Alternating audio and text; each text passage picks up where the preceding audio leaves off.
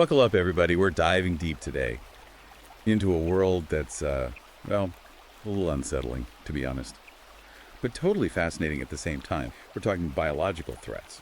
And not just the theoretical kind, the kind that makes headlines and keeps you up at night. We're going to look at how these threats connect to leadership, survival, and some pretty heavy historical baggage. You know, the kind of stuff that makes you rethink everything you thought you knew.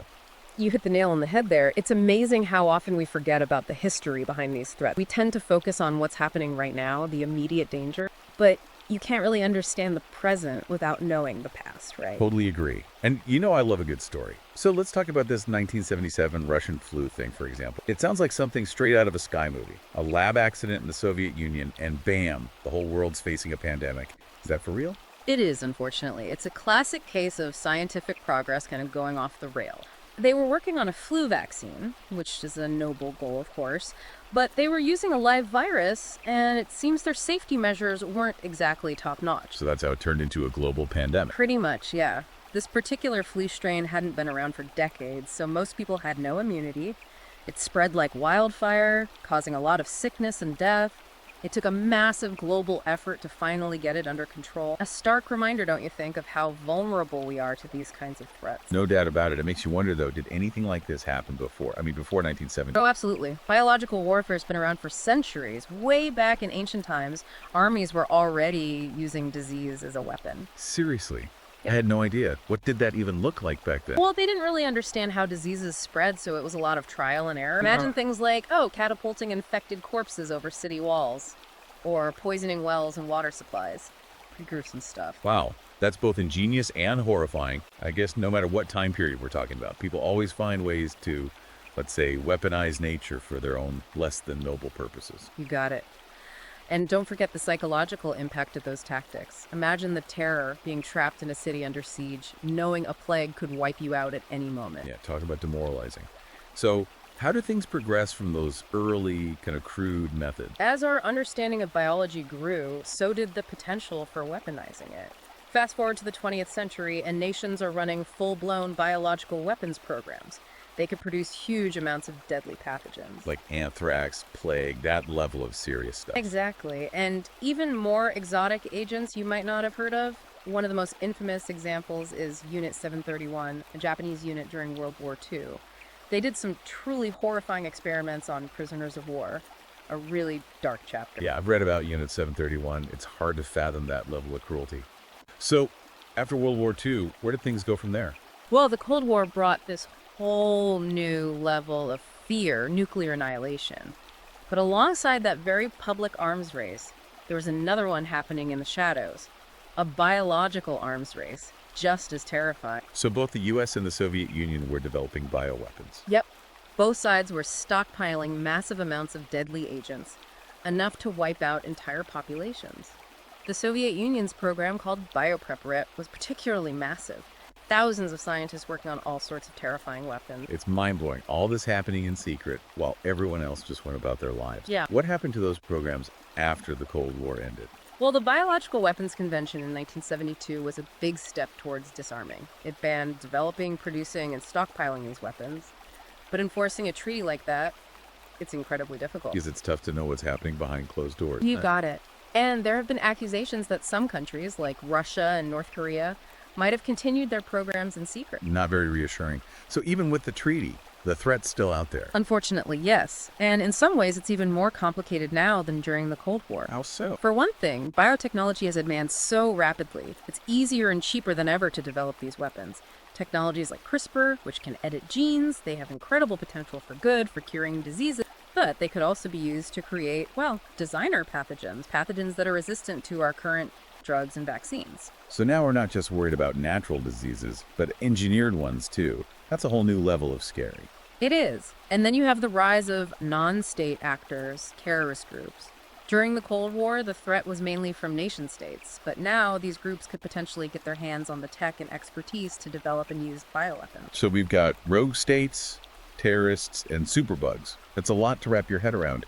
Let's shift gears for a minute, though, and talk about the human side of things. How do these threats affect us psychologically? Beyond the obvious fear factor. That's a critical aspect, and it's often overlooked. The psychological impact can be just as devastating as the physical effects. The fear of the unknown, the loss of control, the social disruption. All of that can lead to anxiety, depression, even PTSD. We saw that play out during the COVID-19 pandemic, didn't we? The constant news, the isolation, all the uncertainty. It took a toll on a lot of people's mental health. It did. And in a future where bioweapons could be even deadlier and more unpredictable, the psychological effects could be even more severe. So, what can we do about it? How can we prepare ourselves mentally and emotionally for these kinds of threats? Staying informed is key, but be careful about your sources. Stick to reputable news outlets and scientific organizations. Don't get sucked into the misinformation vortex that tends to pop up around these events. Good point. It's easy to get overwhelmed with all the information out there, especially online. Yeah, it is. Another important thing is to build strong social connections. When things go bad, those connections with family, friends, and your community, they're essential for support and resilience. It makes sense. Having people you can rely on can make all the difference in a crisis. Absolutely. And it's not just about emotional support. Strong communities are more effective at responding to emergencies, sharing resources, taking care of those in need. So building community is a form of preparedness in itself. It really is. Yep. Just as important as having a well-stocked emergency kit. Speaking of which, what about practical preparedness? What are some things people can do to be ready for a biological threat? Having a plan is crucial. A plan for what exactly? A plan for what you do if there's a major outbreak or other biological event. Where would you go? Who would you contact? How would you get food and water if supplies were disrupted? Thinking this through ahead of time can reduce anxiety and help you make better decisions under pressure. Like that saying, failing to plan is planning to fail. Right. Better to think about these things now while things are calm than try to figure it out in the middle of a crisis. Exactly. And of course, another key part of being prepared is having a well-stocked emergency kit. What kind of things should be in it? You'll want at least a 2-week supply of food and water per person. Don't forget essential medications, first aid supplies, sanitation items, and protective gear like masks and gloves. So it's similar to prepping for a natural disaster, but with some extras specific to biological threats. Good way to think about it. Okay, so we've got staying informed, building strong communities, having a plan, and an emergency kit. What else? Learning some basic survival skills can be really valuable. Things like knowing how to purify water, start a fire, provide basic first aid. A lot of people don't really have those skills these days, though. That's true, but there are tons of resources available to learn. Books, websites, courses, you name it. Like a modern-day version of those old Boy Scout manuals. Except the stakes are a bit higher now. Exactly. This has been a fascinating conversation, and honestly a little sobering too. But I think it's crucial to have these conversations, to be aware of the threats and prepare ourselves. I agree. The more we understand about these threats, the better equipped we'll be to face them. Well, we've only scratched the surface here. We'll be back in the next part of this deep dive to dig even deeper into the world of biological threats, leadership, and survival. And we'll explore some of the ethical quandaries that come up. When science and technology intersect with human nature, it's going to be a fascinating journey. You know, the COVID-19 pandemic really showed us just how much these threats can mess with our heads, even when they're not, intentionally weaponized. Yeah, absolutely. Yeah. We all felt it, the fear, the uncertainty, the isolation. For some people, it really went deep and stuck around long after the worst was over. Exactly. It's not just about getting through the initial crisis. It's about surviving the aftermath, too. The psychological fallout. We're talking about anxiety, depression, PTSD, even substance abuse. These effects can linger for a long time. It's not just surviving the event itself, it's surviving the mental and emotional toll that comes with it. Precisely. And that's where things get even more complicated, because this psychological impact is often intertwined with social and cultural factors. What do you mean by that? Well, think about how we react to fear, how we deal with stress, how we assess risk. These are all influenced by our upbringing, our culture, our social circle. There's no one-size-fits-all response. Different people will react differently to the same threat. That makes sense. Absolutely. And those differences can have a huge impact on how communities respond to crises. For example, if people don't trust the authorities or if they're getting their information from shady sources, it can be really hard to implement effective public health measures. Oh yeah, we saw that in real time during the pandemic. All the misinformation and conspiracy theories spreading online. It's like fighting a virus on two fronts. Exactly. And it's not just about individual beliefs. These things can spread through social networks really quickly, creating this kind of collective anxiety that's tough to deal with. It almost becomes a virus itself, a virus of fear and misinformation. That's a powerful analogy. And like a real virus, it can mutate and spread, making it even harder to contain. So we've established that the psychological impact is real, it's complicated, and it can last a long time. What can we actually do about it? How can we build up resilience both individually and as community? First things first, we have to acknowledge the problem. These psychological effects are real, and we can't just ignore them. It's not about being tough and pretending everything's fine. Right, pretending won't make it go away. Exactly. We need to create a culture where it's okay to talk about these things, to seek help when you need it, and to support others who are struggling. That's so important. There's still a lot of stigma around mental health, especially for men. There is, and it needs to change. We need to create spaces where men feel comfortable opening up about their fears and anxieties without feeling judged or weak. Absolutely.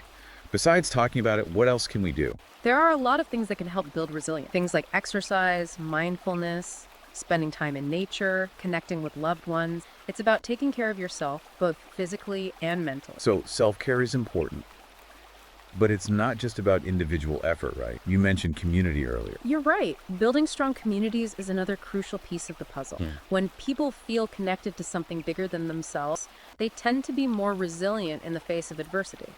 It's not just about individual preparedness, it's about collective preparedness as well. That brings us to another critical aspect, leadership. When things hit the fan, strong leadership is essential. Absolutely. But what does strong leadership actually mean in this context? It's more than just being in charge. It's about being effective. It's about leaders who can communicate clearly and honestly, inspire trust and confidence, make tough decisions when they need to be made. So it's about competence, but also about character and integrity. Exactly, and it's not just about government leaders either. We need strong leadership at all levels in our families, our communities, and our workplaces. Everyone has a role to play, and that's why it's so important to talk about these issues, to educate ourselves and others, and be ready to step up when needed. Let's talk about some real-world examples of leadership in the face of these kinds of threats. We talked about the 1977 Russian flu, Unit 731, the Cold War arms race earlier. But there must be other examples, maybe some more inspiring ones. There are, and I think it's important to highlight those. Because they show us what's possible, we can learn from both the successes and the failures of the past. Okay, let's start with something recent. The COVID-19 pandemic was a global crisis, and leadership varied widely. Were there any leaders who really stood out, either for doing things well or, well, not so well? There were definitely some notable examples. Jacinda Ardern, the Prime Minister of New Zealand, got a lot of praise for her quick and decisive action. She implemented lockdowns and other measures early on, which helped contain the virus effectively. I remember her communication style being really well received too. It was. She was clear, compassionate, and consistent in her message. She really seemed to connect with people on a human level. On the flip side, leaders like Boris Johnson in the UK and Donald Trump in the US faced a lot of criticism for their handling of the pandemic. They did. Their messaging was often inconsistent and confusing, and there was a sense that political considerations were sometimes put ahead of public health. It seemed like they were downplaying the threat at first, and then they had to scramble to catch up when things got bad. That's a pattern we see a lot, unfortunately, and it highlights how important it is to have leaders who are willing to listen to experts, to be proactive rather than reactive, and to communicate effectively with the public. I think the pandemic also showed us how important trust is. Absolutely. When people trust their leaders, they're more likely to follow their guidance, even when it's tough or inconvenient. But when that trust is broken, it can be really hard to rebuild. And that trust is built on things like transparency, honesty, and accountability. Exactly. And it's also built on competence. Leaders who show they know what they're doing and have a plan are much more likely to inspire confidence. We've talked about leadership in a pandemic. But what about other types of biological threats? What kind of leadership do we need to be ready for things like bioterrorism or engineered pathogens? That's a great question, and I think it points to the need for a different kind of leadership. What do you mean? The skills you need to manage a pandemic, which is a natural event, even if human actions can make it worse. Those skills are different from what you need to manage a bioterrorist attack, which is a deliberate act of aggression. It requires a different mindset, a different set of skills, a different approach to decision making. But what does that leadership look like when we're facing something like a bioterrorist attack? We need leaders who can think strategically, leaders who understand the complexities of the threat, and who are prepared to take decisive action, all while being mindful of the potential consequences of their actions. The stakes are incredibly high in these situations. So it's not just about stopping the attack. It's about managing the aftermath effectively and ethically. Precisely. We need leaders who are thoughtful, compassionate, and have a strong moral compass. It's a rare combination of traits, but they do exist. We need to do everything we can to identify these individuals, support them, and prepare them for the challenges ahead. Okay, we've talked about the need for strong leadership. But leadership doesn't operate in a vacuum. It's influenced by a whole bunch of factors, including culture, politics, and social norms. You're absolutely right. And those factors can have a huge impact on how leaders make decisions, how they communicate with the public, and ultimately how effective they are. Well, let's break down some of those factors. Let's start with culture. How does culture shape our understanding of biological threats and our responses to them? Culture influences so much, from how we perceive risk to our attitudes toward authority to our beliefs about health and disease. It shapes our entire worldview. Can you give us some examples of how that might play out in real life? Sure, think about it. In some cultures, there's a strong emphasis on individual freedom and self-reliance, while in others, the focus is more on collective responsibility and community well-being. Those different values would definitely influence how people respond to public health measures, like mask mandates or lockdowns. Exactly. And they can also shape how leaders communicate with the public. In a culture that values individualism, leaders might be more likely to emphasize personal choice and responsibility. In a culture that values collectivism, the message might focus more on shared sacrifice for the common good. That makes a lot of sense. So these cultural differences can make it tough to find a one-size-fits-all approach to public health. They definitely can. That's why it's so important to have leaders who are culturally sensitive, leaders who understand the nuances of their communities and can tailor their messages accordingly. All right, we've talked about culture. What about politics? How does politics influence our response to biological threats? Well, at its heart, politics is often about power. And in times of crisis, those power dynamics can become even more intense. Leaders are under immense pressure to act, and their decisions can have life or death consequences. Especially in a highly polarized political environment, those decisions can become even more challenging as leaders try to balance competing interests and agendas. Exactly. We saw this play out during the pandemic.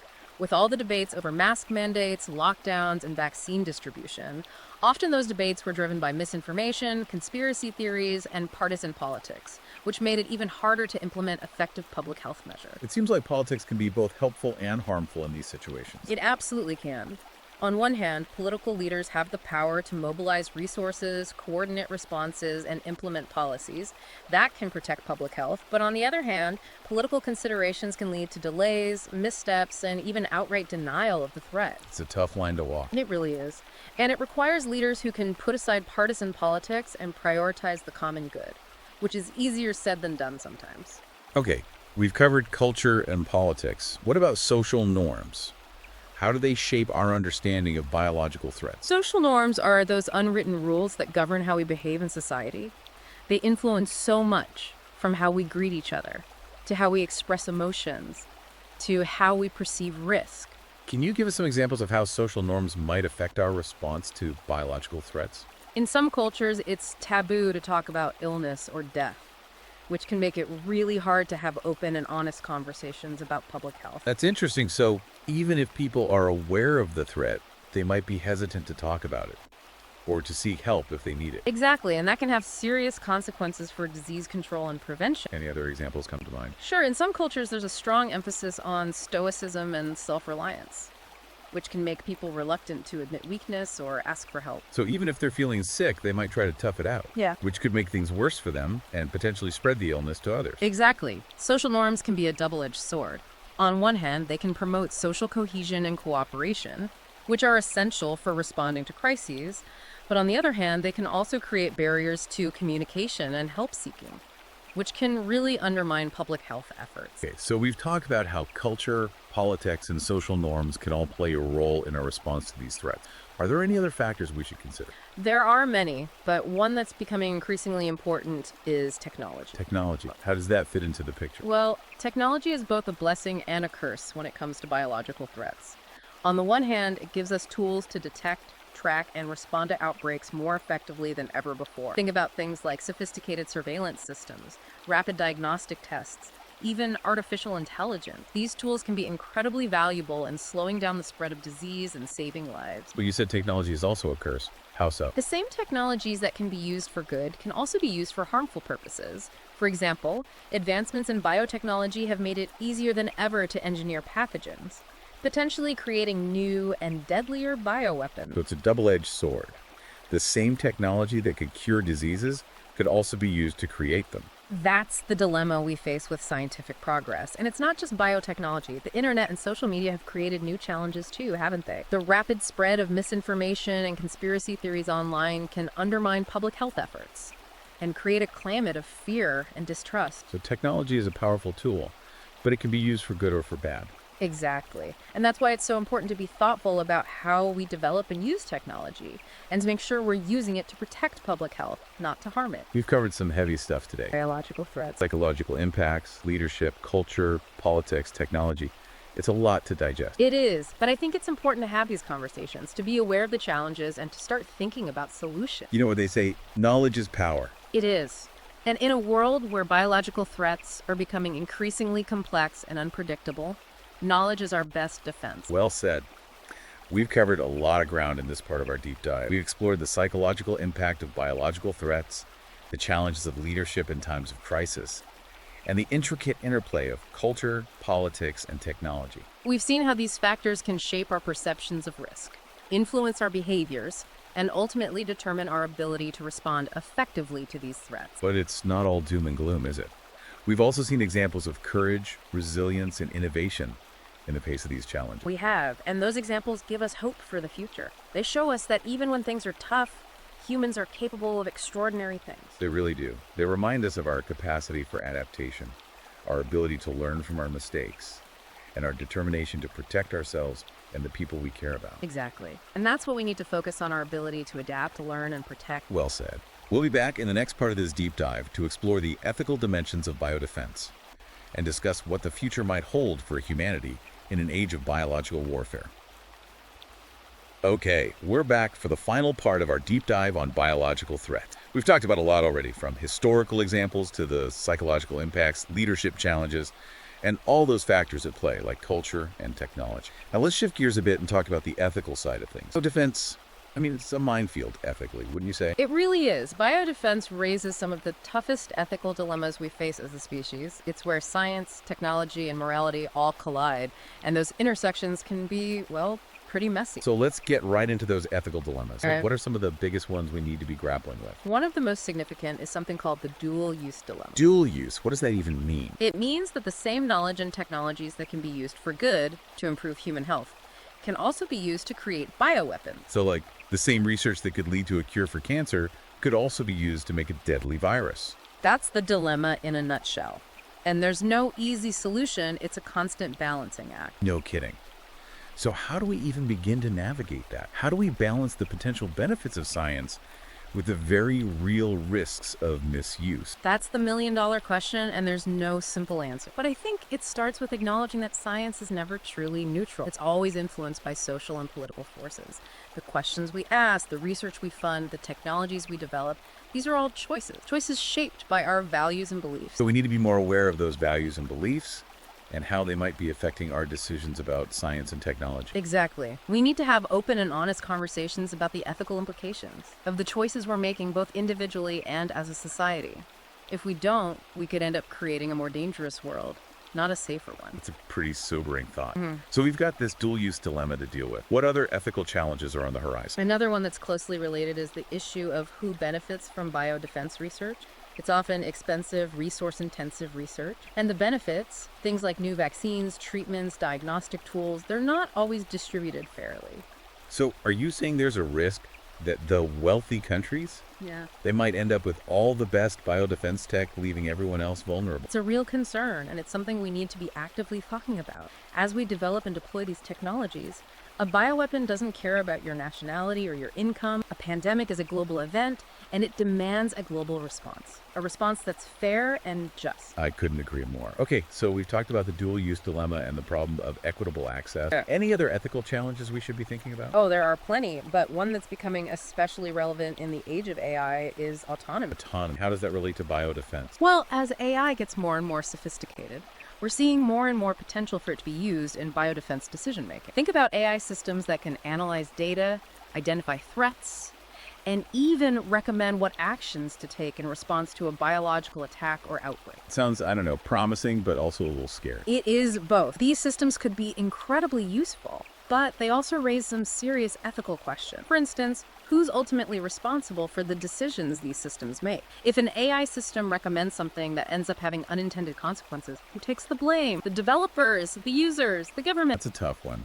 And it gets even more complicated when you think about potential bias in AI systems. Absolutely. AI systems are only as good as the data they're trained on. If that data is biased, the AI will be biased too. This could lead to AI systems making decisions that are discriminatory or unfair. It's a real danger we need to watch out for as we bring AI into the biodefense world. It sounds like we're entering uncharted territory, ethically speaking. We are, but that doesn't mean we should avoid these technologies. It means we need to approach them carefully and thoughtfully.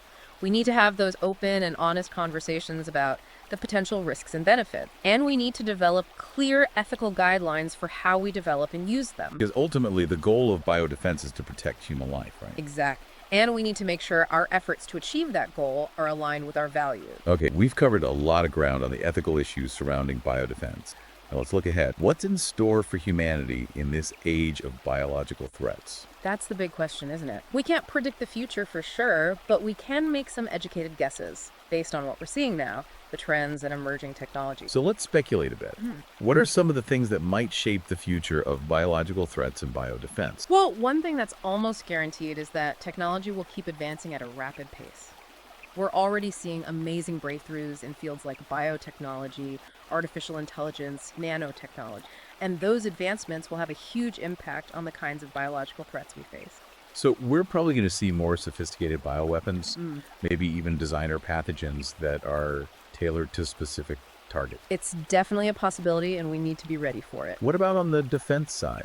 How will these technologies shape our ability to protect ourselves? Well, the good news is that these same technologies also give us new ways to defend ourselves, new ways to detect, track, and respond to outbreaks more effectively. We're already seeing rapid diagnostic tests, wearable sensors that can monitor for signs of illness, even AI systems that can predict how diseases might spread. So it's like an arms race, but not just between countries, but between our technology and the pathogens themselves. That's a good way to put it, and it's a race we absolutely have to win. What about the human element in all of this? How do you think our understanding of human psychology and behavior will play into the future of biodefense? The human element is absolutely essential and often overlooked. We need to understand how people perceive risk, how they make decisions when under pressure, how they react to fear and uncertainty.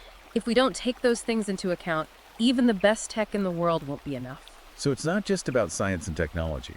It's about understanding people and how they behave in a crisis. Exactly. We need to design our defenses with human behavior in mind, build trust, foster resilience, and give people the tools to make informed decisions. So biodefense isn't just a technical challenge, it's a human one too. It's both.